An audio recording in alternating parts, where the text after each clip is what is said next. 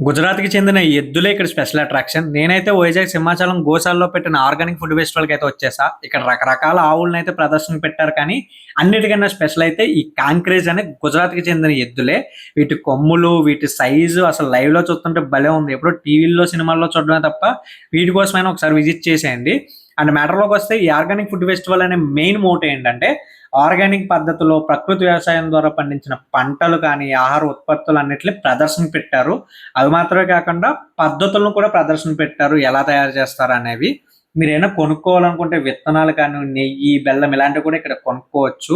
ఇంకా మెయిన్ ఇంకొక ఉద్దేశ్యం ఏంటంటే, ఈ ఆర్గానిక్ పద్ధతిలో పండించిన ఆహారం ఎలా ఉంటదని టేస్ట్ చేపిచ్చే ఉద్దేశంతో వీళ్ళే ఫ్రీగా వండి అందరికైతే పెడుతున్నారు ఇక్కడికొచ్చిన వాళ్ళకి.